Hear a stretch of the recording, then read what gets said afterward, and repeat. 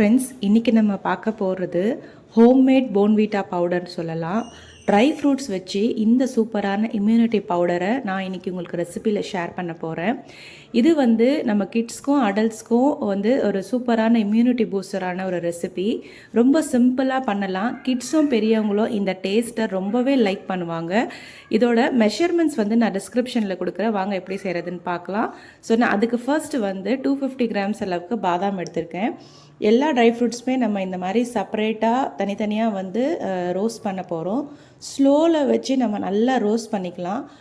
இப்போது 250 கிராம்ஸ் பாதாம், 250 grams cashew nut எடுத்திருக்கேன். கேஷ்யூ நட் கூட நம்ம ஸ்லோ ஃப்ளேமில் வச்சு நல்லா ரோஸ்ட் பண்ணிக்கலாம். ஸோ நான் இதுக்கு எடுத்துருக்கிறது பார்த்திங்கன்னா பாதாம், கேஷ்யூ நட், காஜு, மக்கானா, அதுக்கப்புறம் மில்க் பவுடர், 50 கிராம்ஸ் அளவுக்கு கொக்கோ பவுடர். இதுதான் நான் எடுத்திருக்கேன். நான் ஒன்றுமே தனித்தனியாக ரோஸ்ட் பண்ணுறேன். ஏன்னா நல்ல ஃப்ளேவர் வரோன்றதுக்காக நான் ஸ்லோ ஃப்ளேமில் வச்சுருக்கேன். மக்கானா ரோஸ்ட் பண்ணதுக்கப்புறம் நம்ம பிஸ்தா ரோஸ்ட் பண்ணிக்கலாம். இது பாருங்கள், நல்ல ஃப்ரெஷ்ஷான பிஸ்தாஸ் இது எல்லாமே.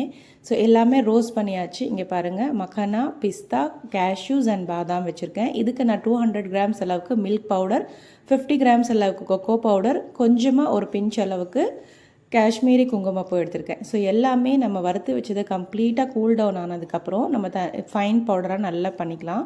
ஃபைன் பவுடர் பண்ணதுக்கப்புறம் 200 கிராம்ஸ் அளவுக்கு மில்க் பவுடரை இதில் ஆட் பண்ணிக்கலாம். 50 கிராம்ஸ் எடுத்திருக்க கொக்கோ பவுடரை நான் இதில் ஆட் பண்ணியிருக்கேன்.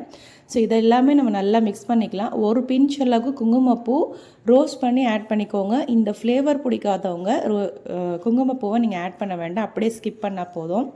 இது நல்லாவே பவுட்ரு பண்ணி நல்லா மிக்ஸ் பண்ணிக்கோங்க. கம்ப்ளீட்டாக எல்லாமே நம்ம போட்டிருக்க மில்க் பவுடர், கொக்கோ பவுடர் நல்லா மிக்ஸ் பண்ணிக்கோங்க. இதில் நீங்கள் நாட்டு சக்கரை பவுட்ரு பண்ணி ஆட் பண்ணிக்கோங்க. நான் இதில் தனியாக தான் அடிஷ்னலாக தான் நான் ஆட் பண்ண போகிறேன். ஸோ இந்த மாதிரி நீங்கள் ஏர்டைட் கண்டெய்னரில் யூஸ் பண்ணி மில்க் ஷேக்காகவும் போடலாம், ஹாட் மில்க்